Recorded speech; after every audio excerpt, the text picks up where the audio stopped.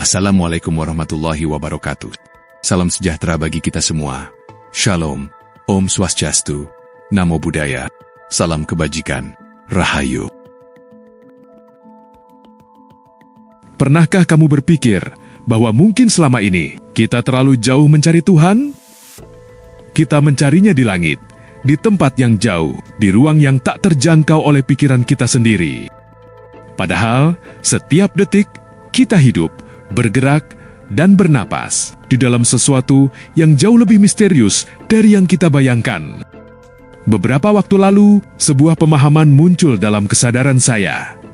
Bukan dari buku, bukan dari ceramah, bukan juga dari ajaran tertentu, tapi dari sebuah intuisi yang muncul secara perlahan, dalam keheningan, dalam perenungan, dan dalam perjalanan memahami kehidupan itu sendiri.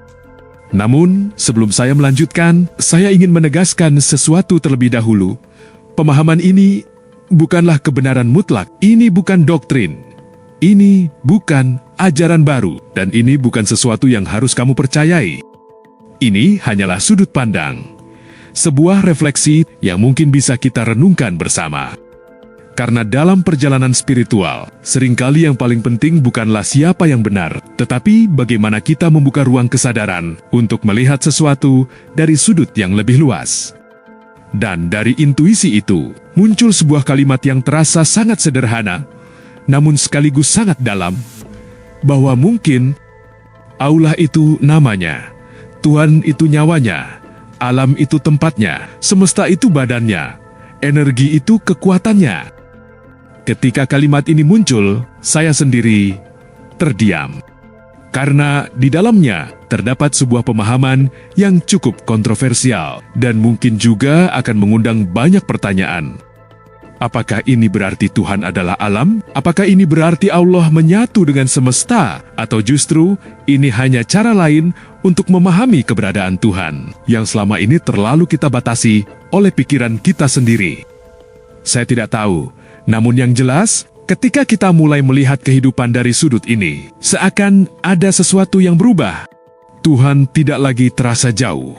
Tuhan tidak lagi terasa terpisah. Tuhan tidak lagi hanya menjadi konsep, tapi terasa hadir dalam setiap denyut kehidupan. Dan mungkin perjalanan kita kali ini bukan untuk mencari jawaban, tetapi untuk membuka kesadaran bahwa mungkin Tuhan lebih dekat dari yang selama ini kita bayangkan.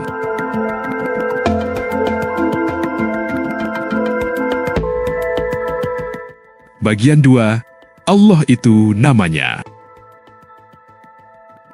Ketika kita menyebut kata Allah, seringkali pikiran kita langsung bayangkan sesuatu. Sebagian membayangkan sosok, sebagian membayangkan cahaya, sebagian membayangkan kekuatan besar yang berada jauh di langit. Namun, pernahkah kita bertanya lebih dalam, apakah Allah itu bentuk? Apakah Allah itu objek? Apakah Allah bisa dibayangkan oleh pikiran manusia?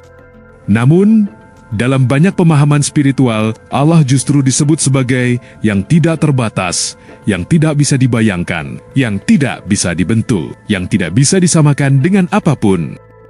Lalu muncul pertanyaan yang lebih dalam lagi, jika Allah tidak berbentuk, jika Allah tidak bisa dibayangkan, maka sebenarnya apa arti dari kata Allah itu sendiri?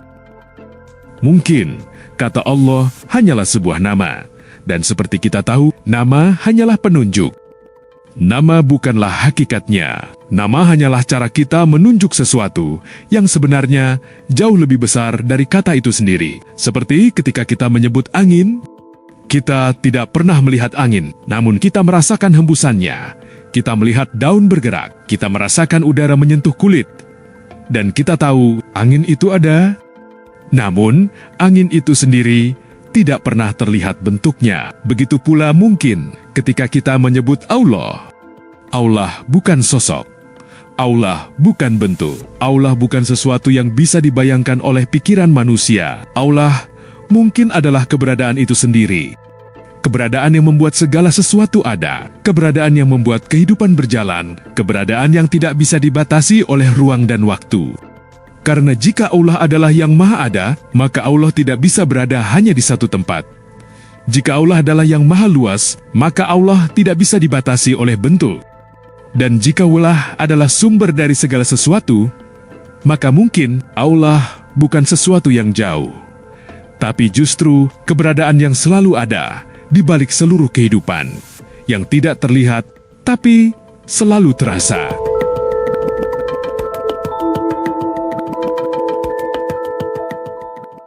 Bagian 3. Tuhan itu nyawanya. Jika kita perhatikan kehidupan, ada satu hal yang sangat misterius, namun sering kita lupakan, yaitu nyawa. Tubuh manusia tanpa nyawa hanyalah tubuh. Ia tidak bergerak, ia tidak berpikir, ia tidak merasakan. Semua organ masih ada, jantung ada, otak ada. Tubuh masih utuh, namun ketika nyawa itu pergi, semuanya menjadi diam. Dan saat itu kita mulai menyadari bahwa yang membuat tubuh hidup bukanlah tubuh itu sendiri, tapi sesuatu yang tak terlihat, yang kita sebut nyawa. Begitu juga dengan kesadaran. Tanpa kesadaran, semua terasa kosong. Kita mungkin masih hidup secara fisik, tetapi tanpa kesadaran, hidup terasa seperti berjalan tanpa arah. Lalu muncul sebuah pertanyaan yang lebih dalam. Apa yang sebenarnya membuat kehidupan ini hidup? Apa yang membuat alam ini bergerak? Apa yang membuat seluruh makhluk memiliki kehidupan? Mungkin jawabannya sederhana. Nyawa. Nyawa itu tidak terlihat, namun kita tahu ia ada. Nyawa tidak memiliki bentuk, namun ia menghidupkan segalanya. Nyawa tidak bisa disentuh, namun tanpa nyawa tidak ada kehidupan. Dan yang lebih menarik, nyawa itu ada di semua makhluk, pada manusia, pada hewan, pada tumbuhan, bahkan alam semesta pun terlihat seperti memiliki kehidupan. Bintang bergerak, planet berputar, galaksi berkembang, seolah-olah seluruh semesta ini hidup dalam satu gerakan besar. Dan dari sini muncul sebuah pemahaman yang sangat dalam. Mungkin Tuhan adalah nyawa dari semua kehidupan. Bukan nyawa dalam arti tubuh tertentu, tetapi nyawa yang menjadi sumber dari seluruh kehidupan.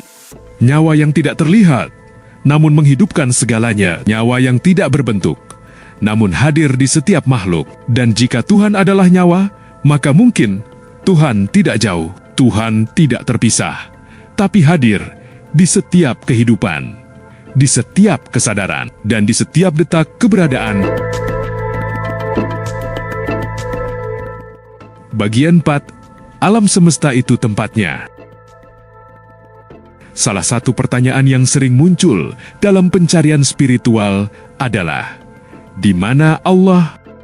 Sebagian orang menjawab, Allah ada di langit. Sebagian lagi mengatakan, Allah ada di tempat yang tinggi, di atas segala sesuatu. Namun, ada juga pemahaman yang mengatakan bahwa Allah tidak membutuhkan tempat. Karena jika Allah membutuhkan tempat, maka Allah menjadi terbatas. Dan sesuatu yang terbatas tidak mungkin menjadi yang maha luas. Namun di sini muncul sebuah renungan yang lebih dalam. Jika Allah tidak membutuhkan tempat, lalu bagaimana kita memahami keberadaannya dalam kehidupan ini? Kemudian, kita melihat satu fakta sederhana, bahwa alam semesta ini ada. Kita hidup di dalamnya, kita bergerak di dalamnya, kita lahir, dan suatu saat kembali di dalamnya. Dan jika alam semesta ini adalah ciptaan, maka ia muncul dari sumber keberadaan yang sama. Dari sinilah muncul sebuah pemahaman intuitif, bahwa mungkin alam semesta adalah tempat kita menyaksikan keberadaannya. Bukan berarti Allah membutuhkan tempat, tetapi alam semesta menjadi ruang munculnya tanda-tandanya. Seperti ketika kita bermimpi. Dalam mimpi kita melihat dunia, kita melihat ruang, kita melihat peristiwa, padahal semua itu muncul dari pikiran kita sendiri. Dan selama mimpi itu berlangsung, mimpi menjadi tempat bagi pikiran untuk menghadirkan pengalaman. Begitu pula mungkin, alam semesta ini seperti ruang besar, tempat kehidupan muncul, tempat kesadaran berkembang, dan tempat kita menyaksikan tanda-tanda keberadaan. Ketika bintang bergerak, ketika planet berputar, ketika kehidupan tumbuh di bumi. Seolah-olah alam semesta ini bukan sekadar ruang kosong, tetapi ruang kehidupan yang terus bergerak. Dan dari sinilah muncul pemahaman itu, bahwa mungkin alam semesta adalah tempat kita merasakan kehadirannya, bukan tempat dalam arti Allah dibatasi, tetapi tempat di mana kita menyaksikan keberadaannya. Dan mungkin selama ini kita mencari Tuhan terlalu jauh, padahal kita hidup, bergerak, dan ada di dalam alam semesta yang penuh dengan tanda-tandanya. Bagian 5. Semesta itu badannya, bagian paling kontroversial. Di bagian ini, kita mulai memasuki pemahaman yang paling dalam dan mungkin juga paling kontroversial. Namun sekali lagi, ini bukan kebenaran mutlak. Ini hanyalah sebuah refleksi dari intuisi yang bisa kita renungkan bersama. Sebelumnya kita sudah membahas bahwa Allah adalah namanya, Tuhan adalah nyawanya, alam semesta adalah tempatnya. Lalu muncul satu pertanyaan yang lebih dalam lagi. Jika Tuhan adalah nyawa dan alam semesta adalah tempat, lalu apa sebenarnya semesta itu sendiri? Dari sini muncul sebuah pemahaman yang cukup mengejutkan. Mungkin semesta adalah badan dari kehidupan itu, seperti tubuh manusia. Tubuh manusia hidup karena ada nyawa di dalamnya. Tanpa nyawa, tubuh hanya menjadi materi, diam, dan tidak bergerak. Namun ketika nyawa hadir, tubuh menjadi hidup, bergerak, dan penuh kesadaran. Begitu pula mungkin dengan semesta. Semesta bukan hanya kumpulan benda mati. Bintang bergerak, planet berputar, galaksi berkembang. Energi mengalir di seluruh ruang kosmik. Seolah-olah semesta ini seperti sebuah tubuh besar yang hidup dalam satu kesatuan. Lalu muncul pertanyaan yang sangat dalam. Apakah semesta adalah tubuh kosmik?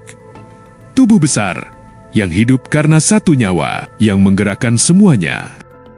Namun di sini penting untuk dipahami. Ini bukan berarti Allah menjadi benda, bukan berarti Allah berubah menjadi semesta, tetapi semesta bisa dipahami sebagai manifestasi keberadaannya. Seperti pikiran yang memunculkan tubuh dalam mimpi, atau seperti kesadaran yang menggerakkan tubuh manusia. Tubuh bukanlah nyawa, namun tubuh bergerak karena nyawa. Begitu pula mungkin semesta bukanlah Tuhan, tetapi semesta hidup karena keberadaannya. Dan jika pemahaman ini kita renungkan, maka mungkin kita tidak hidup di semesta yang mati, tapi kita hidup di dalam semesta yang hidup, semesta yang bergerak, semesta yang bernapas, semesta yang menjadi bagian dari misteri keberadaan yang selama ini baru mulai kita pahami sedikit demi sedikit. Bagian 6, energi itu kekuatannya. Ketika kita mulai melihat lebih dalam, baik melalui spiritualitas maupun sains, kita mulai menemukan satu hal yang sangat menarik. Bahwa segala sesuatu di alam semesta ini adalah energi. Sains modern telah menemukan bahwa apa yang kita anggap sebagai benda padat sebenarnya bukan benar-benar padat. Tubuh kita, bumi, bintang, bahkan udara, semua tersusun dari atom. Dan ketika atom itu diteliti lebih dalam, ternyata atom bukanlah benda padat, tetapi kumpulan energi yang bergerak. Artinya, segala sesuatu yang kita lihat, yang kita sentuh, yang kita rasakan, pada dasarnya adalah energi. Atom adalah energi, cahaya adalah energi, gelombang suara adalah energi. Bahkan, pikiran kita pun memiliki energi. Ketika kita berpikir, otak memancarkan gelombang. Ketika kita merasakan emosi, tubuh menghasilkan getaran tertentu. Ketika kita mencintai, ketika kita marah, ketika kita tenang, semua itu memiliki energi yang berbeda. Dan yang lebih menarik lagi, energi itu selalu bergerak, tidak pernah diam, tidak pernah benar-benar hilang. Ia hanya berubah bentuk.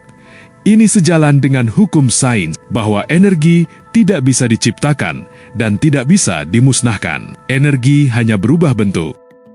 Lalu muncul satu pertanyaan yang sangat dalam. Jika semua adalah energi, lalu dari mana energi itu berasal? Apakah energi muncul dengan sendirinya? Atau ada sesuatu yang menjadi sumbernya? Disinilah spiritualitas mulai bertemu dengan sains. Karena dalam banyak pemahaman spiritual, Tuhan sering disebut sebagai sumber dari segala sesuatu. Jika segala sesuatu adalah energi, maka mungkin energi itu berasal dari satu sumber yang sama, dan dari sinilah muncul pemahaman intuitif bahwa mungkin energi adalah kekuatan Tuhan. Bukan berarti Tuhan adalah energi, tetapi energi adalah cara kekuatan Tuhan bekerja di alam semesta, seperti angin yang tidak terlihat. Namun, kita merasakan kekuatannya.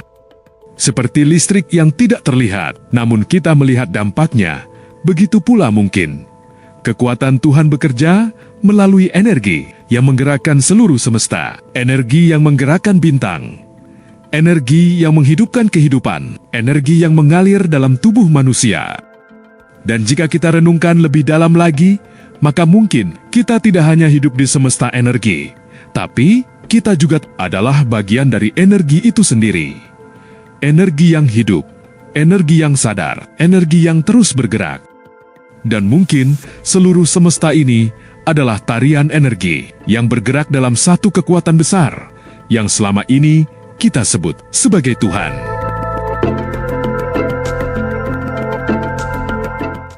Bagian 7, Persatuan Spiritual dan Sains. Ketika kita melangkah lebih jauh, kita mulai melihat sesuatu yang menarik, bahwa sains modern dan spiritualitas kuno perlahan mulai bertemu di satu titik yang sama. Dulu, sains dan spiritualitas sering dianggap bertentangan. Sains berbicara tentang fakta, spiritualitas berbicara tentang makna. Sains mencari bukti, spiritualitas mencari pengalaman. Namun hari ini, melalui perkembangan ilmu pengetahuan, khususnya fisika kuantum, sains mulai menemukan sesuatu yang dulu hanya dibicarakan dalam spiritualitas. Fisika kuantum menemukan bahwa realitas tidak sesederhana yang kita bayangkan. Partikel bisa muncul dan menghilang, partikel bisa berada di dua tempat sekaligus. Dan yang paling mengejutkan, pengamat bisa mempengaruhi hasil pengamatan. Artinya, kesadaran memiliki peran dalam realitas. Ini adalah penemuan yang sangat mengejutkan, karena selama ini kita menganggap realitas itu objektif, tetap, dan tidak dipengaruhi oleh siapapun. Pengamat bisa mempengaruhi hasil pengamatan, artinya kesadaran memiliki peran dalam realitas. Ini adalah penemuan yang sangat mengejutkan, karena selama ini kita menganggap realitas itu objektif, tetap, dan tidak dipengaruhi oleh siapapun. Dan sekarang, sains mulai melihat ke arah yang sama, fisika kuantum, kesadaran, energi, semua mulai menunjuk pada satu hal, bahwa realitas mungkin bukan sekadar benda fisik, tetapi kesadaran dan energi yang membentuk seluruh keberadaan. Dan jika kita kembali pada pemahaman sebelumnya, bahwa Tuhan adalah nyawa, semesta adalah badan, energi adalah kekuatan, maka semuanya mulai terlihat seperti satu kesatuan besar, spiritualitas kuno dan sains modern.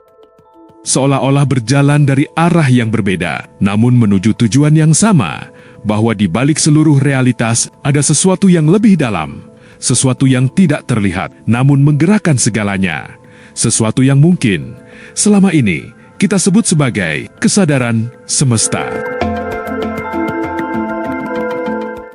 Bagian 8, Kesimpulan filosofis mendalam. Setelah perjalanan pemahaman ini, kita mungkin mulai melihat sesuatu yang terasa lebih luas, lebih dalam, dan lebih tenang. Bahwa mungkin selama ini cara kita memahami Tuhan terlalu sempit, terlalu terbatas oleh pikiran kita sendiri. Kita membayangkan Tuhan sebagai sosok, kita membayangkan Tuhan berada jauh, kita membayangkan Tuhan terpisah dari kehidupan. Namun jika kita renungkan kembali dari seluruh perjalanan yang kita bahas tadi, maka mungkin Allah bukan jauh, karena keberadaannya terasa di setiap kehidupan. Allah bukan terpisah, karena seluruh alam bergerak dalam satu kesatuan. Allah bukan sosok, karena yang maha ada tidak bisa dibatasi oleh bentuk. Dan dari sinilah muncul pemahaman yang lebih dalam, bahwa mungkin Allah adalah keberadaan yang membuat segala sesuatu ada. Tuhan adalah nyawa. Nyawa yang menghidupkan seluruh kehidupan. Alam semesta adalah tempat kita menyaksikan tanda-tanda keberadaannya. Semesta adalah badan kosmik yang bergerak dalam satu kesatuan. Energi adalah kekuatan yang menggerakkan seluruh realitas. Dan jika semua itu kita renungkan, maka muncul satu pemahaman yang sangat dalam, bahwa mungkin kita bukan terpisah dari semua itu. Kita hidup di dalamnya. Kita bergerak di dalamnya. Kita adalah bagian dari semesta itu sendiri. Tubuh kita tersusun dari bintang. Kesadaran kita hidup dalam kehidupan. Energi kita bergerak dalam semesta. Dan mungkin yang selama ini kita cari bukan berada jauh di luar sana, tetapi justru selalu hadir di dalam kesadaran kita sendiri. Dan sekali lagi, ini bukan kebenaran mutlak. Ini hanyalah sebuah refleksi. Namun jika pemahaman ini kita renungkan, mungkin kita akan mulai melihat kehidupan dengan cara yang berbeda. Kita tidak lagi merasa sendirian. Kita tidak lagi merasa terpisah. Kita tidak lagi merasa jauh dari Tuhan. Karena mungkin sejak awal kita selalu hidup di dalam kesadaran yang sama. Kesadaran yang menjadi sumber dari seluruh keberadaan. Dan pada titik ini, kita tidak sedang sampai pada jawaban akhir. Kita hanya sampai pada satu ruang, di mana pertanyaan menjadi lebih jernih dan kesadaran mulai sedikit lebih terbuka. Karena mungkin yang paling penting bukan untuk merasa sudah tahu, tetapi untuk tetap mampu melihat bahwa realitas selalu lebih luas dari apa yang kita yakini hari ini. Apa yang kita bahas dari awal hanya sebuah refleksi, sebuah cara pandang yang muncul dari intuisi dan perenungan. Dan sekali lagi, ini bukan kebenaran mutlak. Ini bukan ajaran, ini bukan sesuatu yang harus diyakini. Ini hanya undangan untuk melihat lebih dalam ke dalam diri, ke dalam kehidupan, dan ke dalam keberadaan itu sendiri. Karena pada akhirnya, yang benar-benar kita cari mungkin bukan sesuatu yang jauh di luar sana, tetapi sesuatu yang sudah selalu hadir di setiap detik kita hidup. Dan mungkin selama ini kita mencari Tuhan ke langit, padahal Tuhan hadir dalam setiap detak kehidupan. Kalau video ini sampai menyentuh sesuatu di dalam dirimu, bukan sekadar logika, tapi rasa, maka biarkan ia tidak berhenti di sini saja. Biarkan ia menjadi awal dari perjalananmu sendiri. Dan jika kamu ingin melanjutkan perjalanan kesadaran ini, kamu bisa bergabung dalam seri kesadaran diri di channel ini. Tempat kita tidak hanya mendengar, tetapi juga merenung bersama lebih dalam lagi. Jangan lupa untuk like jika video ini membuka perspektifmu. Subscribe untuk melanjutkan perjalanan ini bersama. Aktifkan notifikasi agar tidak tertinggal pembahasan berikutnya. Dan jika kamu merasa video ini layak disebarkan, bagikan kepada seseorang yang sedang mencari, yang mungkin sedang berada di titik pertanyaan yang sama. Dukungan seperti Super Thanks atau menjadi member seri Kesadaran Diri akan membantu perjalanan konten ini terus hidup, agar refleksi seperti ini bisa terus sampai kepada lebih banyak kesadaran yang sedang mencari. Dan ingat, di balik semua pencarian ini, tidak pernah ada jarak antara kamu dan kehidupan itu sendiri. Semua selalu sudah ada di sini. Saya Andi Sanjaya, seperti biasa pesan dari Bisa Apa? Teruslah bertanya, melepas segala bentuk, menemukan diri sejati. Sampai jumpa di video selanjutnya. Salam kesadaran sejati.